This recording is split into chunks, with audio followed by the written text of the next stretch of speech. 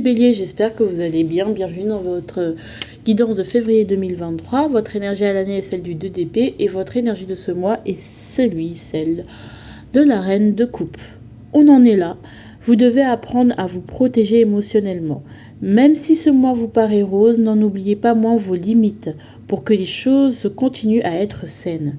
Votre douceur et tendresse est un trésor donc, il ne faut pas le mettre à disposition de n'importe qui. Je vous fais de gros bisous les béliers, je vous laisse avec votre guidance. Bonjour, j'espère que vous allez bien. Donc on va commencer avec votre guidance. Vous, c'est la reine de coupe. Alors ce dont vous devriez être fier d'après la mademoiselle reine de coupe, d'après elle, de quoi vous pouvez être fier actuellement. Voilà. Par rapport au mois de janvier dernier en fait. La lune. Bon, il y a eu quand même, vous vous êtes rendu compte qu'il y avait quand même tout un monde intérieur. Il y a tout un monde, des choses qui n'ont jamais été révélées, qui sont maintenant révélées au grand jour, ou que vous commencez à comprendre ou à voir. Vous commencez à voir le lien peut-être qu'il y a avec vos mères, votre lignée, mais un peu féminine, enfin voilà, vos liens avec votre mère et la lignée féminine de votre famille, je sais pas, de votre grand-mère, je sais pas, qu'il y a quelque chose qui se répète par rapport à ça, de votre conditionnement, des choses qui, en fait, dont vous n'avez pas conscience, mais qui jouent un rôle juste énorme et qui ont un impact, mais c'est fou. Donc vous comprenez aussi à prendre conscience de certains sentiments cachés aussi, de certaines choses que vous ressentez au plus profond de vous, c'est voilà, et que cette intuition,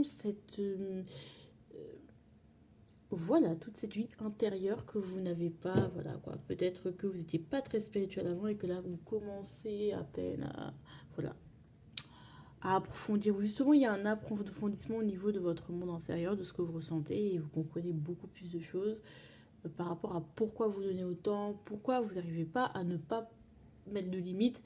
Et en fait, vous vous rendez compte qu'inconsciemment, il y a eu beaucoup de choses. Peut-être que ça a un rapport avec votre mère, comme je vous dis. Voilà. C'est pas de sa faute, hein, on n'a pas dit que c'était de sa faute, on a dit que ça avait un rapport avec. On répète, hein, chacun est responsable de sa vie, on est tous adultes ici, donc il s'agirait de... Hein, on ne se déresponsabilise pas et on ne se victimise pas, s'il vous plaît. Non, mais je le dis parce que voilà. Euh...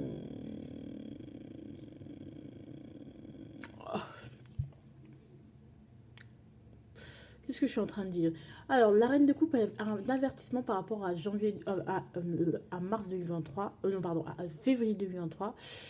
Peut-être ça va ça va valoir aussi pour mars 2023, ce que je vais vous dire. Euh, il faut... En fait, il y a un manque de maîtrise. Il y a un manque de maîtrise et de fermeté envers vous-même et envers les autres aussi, en fait. Alors, juste compléter. Ouais, il y a une forme de manque de... Vous avez trop besoin d'être aimé des gens, trop besoin d'être vu comme la personne bien. Voilà. Et du coup, ça vous... En fait, vous oubliez d'aller vers votre idéal, vers ce qui vous correspond le mieux. Vous restez avec des je ne sais pas qui, des je ne sais pas quoi, qui vous apportent pas grand-chose. Il y a un manque de maîtrise. Voilà, vous devez apprendre à vous maîtriser. Peut-être vous vous rendez compte que vous dites ah je vais faire ci et puis dans demain ça change. Ah je vais faire ça, mais en fait jamais vous vous lancez, jamais vous organisez les choses pour que ça se passe. Rien ne se passe. Et en fait c'est parce que voilà, dans le corps vous voulez, mais dans les actions il n'y a rien. Bon, je suis un peu dure quand même. Et du coup, vous êtes dans le déni de quelque chose, dans le déni que, en fait, peut-être que vous ne maîtrisez pas les choses et que vous avez peut-être besoin d'aide ou d'encadrement encore plus, en fait, que vous ne pouvez pas tout faire tout seul aussi. Il y a voilà, vous avez besoin d'un encadrement. Tout le temps, vous dites depuis, même ça se trouve des années, oh, mais je veux faire ci, je veux faire ça, machin, mais ça ne se fait jamais. Vous avez des regrets, mais vous ne remédiez pas aux choses. Donc peut-être vous avez besoin vraiment d'aide, pour le coup, une vraie aide, une vraie aide. C'est-à-dire que arrêtez de donner aux gens alors que vous n'avez rien à donner. D'accord? C'est pas que vous n'avez pas de richesse intérieure, mais dans l'état actuel que vous êtes, vous avez plus besoin de vous-même que d'aider les gens et de donner aux gens. Enfin, c'est n'importe quoi. Enfin, je vous gronde un peu, c'est pas bien. Mais voilà, faut sortir de ça, quitte à créer des conflits, hein, quitte à que ça devienne plus difficile, parce que vous vous mettez toujours en porte-à-faux, en fait, et c'est pas possible. Ça va pas être possible pour ce mois de février. On vous dit, mais pensez à vous, hein, hein. Et du coup, ce qui fait que vous êtes toujours comme un enfant qui ne grandit pas. Prenez vos responsabilités, c'est une forme aussi d'immaturité émotionnelle. C'est comme un enfant. En fait, si vous donnez tout à tout le monde, c'est parce que en fait, vous donnez un enfant tant qu'il fait tout ce qu'on lui dit, tout ce qu'on lui demande, il obéit et il n'a pas de problème. Donc peut-être vous répétez aussi ce schéma de l'enfance. Je viens de l'avoir ce truc. En fait, c'est venu comme ça. C'est cette idée ne vient pas de moi, ça pop-up comme ça. Vraiment. Donc c'est très important ce que je suis en train de dire pour le coup. Vous n'êtes en fait peut-être que enfant, vous vraiment vous étiez l'enfant sage et on vous disait peut-être, pas forcément, mais en mode enfant, vous saviez que tant que vous faisiez ce qu'on vous disait de faire, rien n'arrivait dans votre vie était belle. Et alors que là, vous êtes adulte et que finalement, vous faites tout ce qu'on vous demande parce que, bon, bah, tout simplement, parce que pour pas avoir de problème. Mais la vie, c'est pas comme ça en fait. Vous le savez très bien. Donc, faut changer de truc, faut faire. Maintenant, prendre des décisions pour soi et faire des choses pour soi et les tenir. Ce qui fait qu'on est un adolescent, on n'a pas encore mûri. Je dis pas que c'est pas bien d'être un enfant, mais pour le tout là, c'est l'immaturité de l'enfant. Voilà, c'est pas bon. Voilà. Bon, au niveau du travail, ça stabilise quand même, hein. Donc on a le 4 de bâton, on a le pape au niveau du bélier, donc on a un engagement et le 9 de bâton au quotidien. Bon, et attends, on retourne ça aussi. Protection à l'envers. Bon. Oh là là là, Seigneur, hein, Seigneur, Seigneur. Attendez, on peut placer ça correctement. Voilà. Donc moi, ce que je vois au niveau du travail, bah, il y a des occasions. Alors qu'est-ce qu'on veut nous dire? Est-ce qu'on veut nous dire que bah, tout va bien au travail et que vous stabilisez et que tout va bien? Ou est-ce qu'on est en train de dire que vous devez peut-être un peu sortir de votre zone de confort de cette institution qui vous enferme? Voilà. Parce que oui, j'ai des doutes aussi. On vous pousse à aller vers autre chose. Ouais, on vous pousse à vous expandre. C'est pas que là où vous êtes, vous n'êtes pas bien, mais sur le long terme, ça va pas vous épanouir. Il va pas se. Enfin, n'attendez pas. Peut-être vous dites, je vais dans cette entreprise, comme ça, vous prévoyez déjà des trucs comme dans un an, je pourrais demander une augmentation. Non, arrêtez d'y croire. Enfin, n'attendez pas pour. Voilà, ne faites pas des trucs en attendant. N'attendez pas. Ou si vous faites des trucs en attendant, de côté, vous faites ce que vous voulez vraiment à côté. Tu sais, c'est pas non plus. Voilà. Reine de denier, bah voilà. Tout ça, c'est une gestion. Il faut mieux vous organiser pour faire d'autres choses, pour vous expandre, pour aller vers de nouveaux horizons, parce qu'il y a des opportunités à saisir. Et voilà, donc, si vous pouvez faire les choses en parallèle, oui, vous pouvez prendre un truc un peu plus alimentaire. Ne vous investissez pas dans cette entreprise si c'est ça, c'est-à-dire une entreprise qui va vous apporter le salaire alimentaire. N'essayez pas de bien vous faire voir. N'essayez pas de rendre service. N'essayez puisque c'est pas ça votre objectif. Votre objectif, c'est juste clairement l'objectif comme un mercenaire. Vous voyez ce que je veux dire? On prend les sous et puis à côté, on investit dans ce qui nous tient réellement à cœur. Ouais, exactement. Exactement. Voilà. Juste investissez-vous, rendez-vous service dans des trucs où vraiment ça va vous plaire. Comme vous savez que c'est juste alimentaire, des choses comme ça, vous faites le strict minimum, mais vous en faites pas plus. Vous aussi. Parce que là où vous devez en faire plus, c'est dans votre métier de cœur. C'est là où vous voulez, c'est pas là où on vous dit qu'il faut faire et puis c'est tout.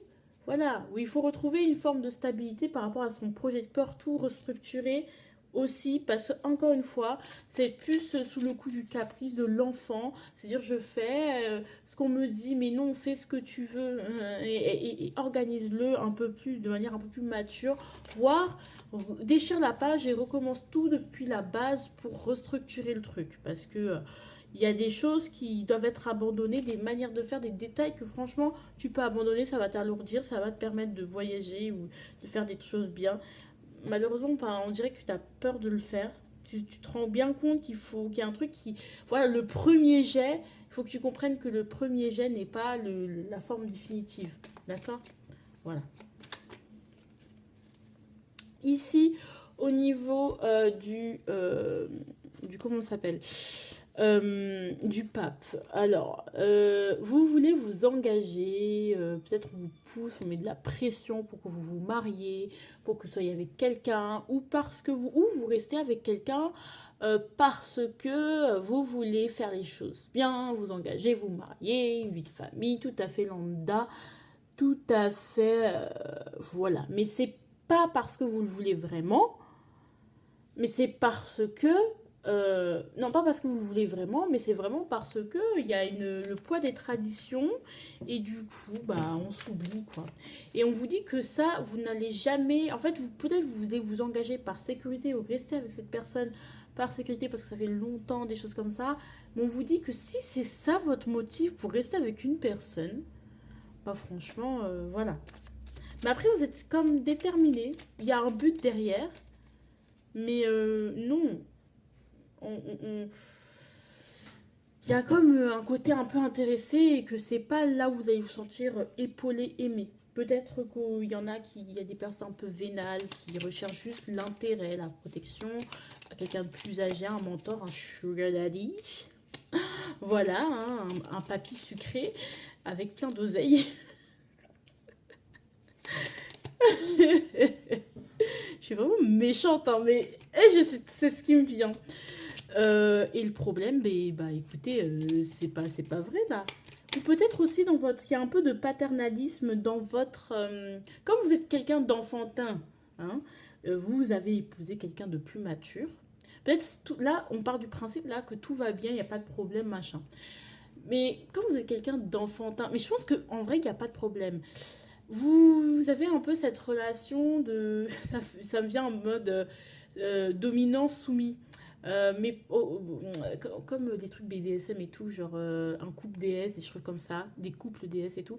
Et sauf que vous n'avez pas compris que, en fait, vous choisissez d'être soumis, euh, même si c'est pas vraiment, parce que le couple DS, quand même, il y a quand même cette notion où vous êtes quand même égaux, mais vous choisissez d'être dans cette configuration-là, d'incarner le couple de cette manière-là, même si vous êtes tous les deux égaux, indépendants, tout ça, à la base. Mais là, chez vous, c'est vraiment ce truc, j'ai besoin que quelqu'un me dise ce qu'il faut que je fasse. J'ai besoin de quelqu'un d'autoritaire, j'ai bien besoin de quelqu'un qui me dise où je dois aller. J'ai besoin de quelqu'un qui me dirige. J'ai besoin de quelqu'un qui prenne le dessus parce que je ne sais même pas prendre mes responsabilités et je suis incapable de faire un choix pour moi-même. Et on vous dit, vous serez jamais protégé. Parce qu'une fois que la personne s'en sera lassée, admettons, ou qu'une fois que bah, la personne va mourir, les enfants, vous allez, comment ça va se passer? Voilà. Et du coup, vous ne prenez, mais vraiment, ni dans, la relation, dans votre relation, ni dans rien du tout, vous ne prenez pas vos responsabilités. C'est pas possible. Vous vous soumettez pas parce que vous avez choisi cette configuration d'être soumis, mais parce que vous voulez pas prendre de décision pour vous-même. Parce qu'il y a un côté avec un problème avec la maman, pas avec le problème de maman. Vous, en tant que maman, vous, en tant qu'enfant, vous êtes fait trop chouchouter. Hein, ou le papa choisissait toujours pour vous, ou la maman choisissait toujours pour vous. Oui, papa, oui, maman, j'obéis. Il y a un truc comme ça qui fait que dans vos schémas relationnels, ça peut être toxique, en fait, finalement, parce que c'est l'autre qui a le pouvoir. Et oui, bah non. Bah ouais, on me ressort. Vous n'êtes pas vous ne prenez vraiment pas vos responsabilités. Et un jour, ça va juste, l'autre va juste en avoir marre, ou vous allez juste en avoir marre, ou justement, c'est sur le point d'être cassé ce truc, ce fonctionnement. On va vous faire comprendre que clairement, c'est pas possible. Il y a quelque chose qui va finir par prendre fin. Donc vous, peut-être vous vous soumettez, vous acceptez les choses parce que vous n'acceptez pas de choisir quelque chose de mieux pour vous. Il y a un côté un peu paternaliste, comme je vous dis, ce qui fait que l'autre, il est plus aussi bienveillant qu'il ne devrait l'être, en fait, parce que vous lui donnez le bâton pour vous faire battre, donc du coup, il devient bourreau. C'est ce que vous lui avez demandé, non? Voilà. Donc, c'est pour ça qu'on est déçu et que, bah voilà. C'est un truc que je vois, je suis désolée, c'est hyper violent, mais le pape, avec la protection à l'envers, on vous dit que clairement, il faut apprendre à, c'est vraiment profond, hein. Ça veut pas dire que ça va mal dans votre couple, mais il y a ce truc-là. Vous êtes en train de transformer l'autre en votre pire bourreau en vous laissant faire. Encore une fois, si vous êtes dans une configuration dominante de soumis, par exemple, en sens BDSM du terme, c'est-à-dire que vous avez... Enfin, voilà, c'est différent. C'est-à-dire que moi, j'ai pris cet exemple pour que vous voyez le truc, mais on sait très bien que dans la vraie vie, c'est-à-dire qu'on est égaux, mais on choisit cette configuration. Vous voyez ce que je veux dire? Mais il y en a sûrement qui ont choisi ce modèle parce que sans vouloir vraiment aller en profondeur de ce qu'il voulait dire, et du coup, bah, je suis soumis comme ça, je décide pas et tu décides de tout. Tu vois ce que je veux dire? Il y a pas peut-être que même vous êtes rentré dans ce type de relation pas pour les bonnes raisons. Parce que tout peut marcher dans la vie. Toutes ces combinaisons-là, polyamour, amour libre, DS, DS, des choses comme ça, peuvent marcher. Quelqu'un peut être plus dominant et l'autre plus soumis. Il n'y a aucun souci. Mais à partir du moment où les deux sont responsables d'eux-mêmes, de base, à la base, et qui ne rentrent pas déjà qu'ils étaient fragilisés dans la relation, ils rentrent dans la relation pour une forme pour se protéger. L'un, s'il veut être plus dominant, c'est parce que il a besoin d'avoir le pouvoir, de se sentir fort parce qu'il ne s'est jamais senti fort. Et vous, d'être soumise parce que vous avez l'impression que d'être protégé par le dominant. Et du coup, vous n'avez pas à prendre le pouvoir. Alors que si vous êtes deux personnes qui étaient de base indépendantes, bien dans la tête, dans le cœur, avec des mommy issues, daddy issues éclairées, dont on a pris conscience, et qui rentrent dans la relation en sachant ça et en travaillant l'un sur l'autre, bien sûr que la configuration dominant-soumis peut marcher. C'est très spécifique, les enfants.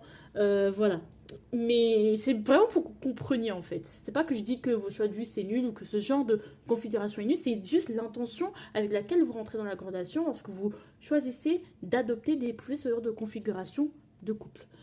Ouh, c'est lourd, hein?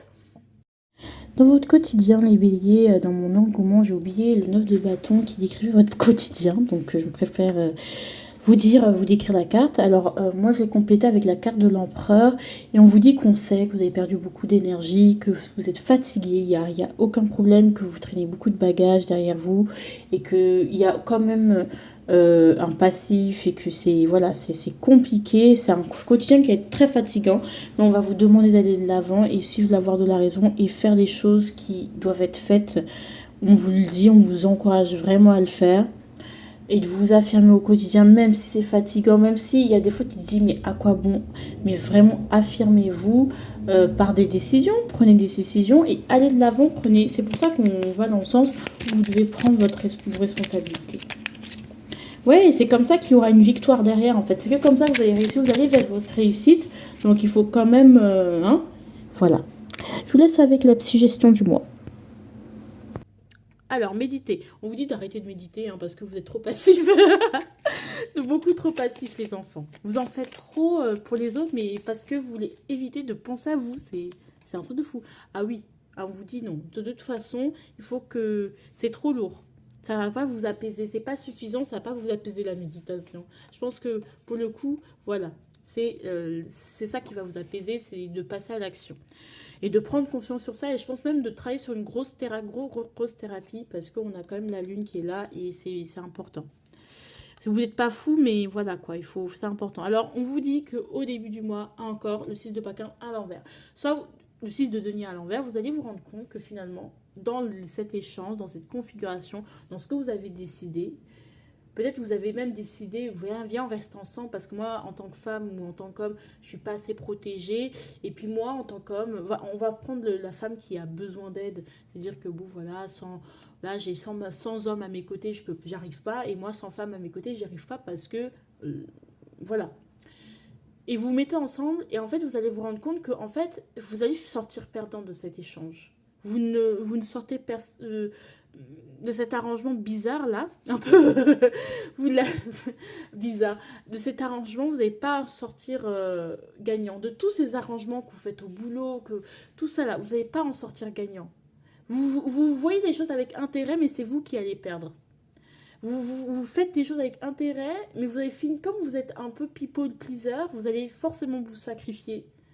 Même si vous essayez de mettre des limites en disant mais non, moi c'est juste pour ça, c'est juste pour la thune que j'y vais. Non. Non, c'est beaucoup plus profond que ça, c'est pas juste pour la thune. C'est encore plus profond que ça. C'est pour que l'autre prenne en charge tout ce que vous pouvez. Vous n'arrivez même pas à prendre en charge dans votre propre vie.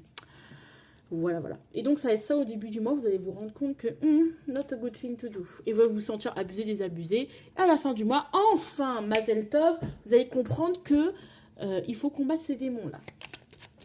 Il faut combattre ces démons, il faut être dans la maîtrise de soi-même, de ses émotions, de ses démons intérieurs. Et on va, vous voyez, c'est la petite fille, peut-être la petite fille que vous étiez ou le petit enfant que vous étiez, voilà, qui n'arrivait pas à affronter ces monstres. Et maintenant, on est assez grand pour les affronter. Et on va avec courage. Parce que, non, parce que vous ne pensez pas assez à vous. Hein. Et c'est, je suis désolée de prendre ce ton-là, mais voilà, il faut prendre vos responsabilités et tenir des promesses que vous vous êtes faites, en fait. Vous avez besoin de fermeté. Et de fermeté envers vous-même pour le coup. Amitié, vos amis vont vous aider et je pense que vos amis ils vous le disent ça. C'est pas un truc et vous en plus le pire c'est que vous êtes bien entouré. Vous voyez ce que je veux dire? Ça se trouve vous avez des bonnes personnes autour de vous mais tellement vous êtes dans une configuration où vous voulez vraiment pas qu'on prenne vraiment vous prenez pas la responsabilité par rapport à vous-même. Du coup voilà, même cet entourage sain qui peut être autour de vous, vous ne pouvez même pas avoir les bienfaits de ça. Parce que, voilà, tout vient de vous. Et comme ça ne vient pas de vous, ça ne peut pas marcher. Vous pouvez avoir Jésus en tant que conjoint, en tant qu'ami. Si à l'intérieur de vous, vous voulez tout mettre sur le dos de Jésus, excusez-moi, mesdames et messieurs, mais Jésus va devenir votre pire ennemi. Et votre ami le plus toxique du monde. Pas parce qu'il l'est vraiment, mais parce que vous êtes... vous prenez pas assez vos responsabilités, du coup, par amour pour vous, il va essayer inconsciemment même de prendre vos issues. Et finalement, ben voilà, ça va devenir un ami toxique. Il y a toujours avoir un grain de sel à mettre dans tout ce que vous allez dire, mais parce que vous lui avez donné cette responsabilité. Donc, voilà. Amitié. Donc, voyez comment amitié, jugement. Peut-être qu'il y a beaucoup aussi de faux amis ou que vous jugez mal vos amis. Alors, c'est quelle configuration? Moi, je pense que vous jugez mal vos amis. Alors, ceux que vous dites, ouais, sont des mauvais amis, non. C'est juste vous qui avez... Ils se comportent comme ça avec vous parce que vous ne prenez pas vos responsabilités avec vous-même. Mais le jour où vous verrez qu'eux, ils seront en paix. Vous verrez qu'ils seront tellement en paix, ils seront, oh, enfin, tu t'es réveillé, cool. Allez, on y va. Bref, je vous ai grondé. Je suis désolée. Je vous embrasse. Je vous aime fort, vous le savez. J'espère que cette guidance sera bien et qu'elle vous aura vraiment ouvert sur le fait que vous devez vraiment vous donner de la valeur parce que c'est pas possible. Je vous fais de gros bisous. Ne vous lissez pas, surtout pas, et prenez soin de vous.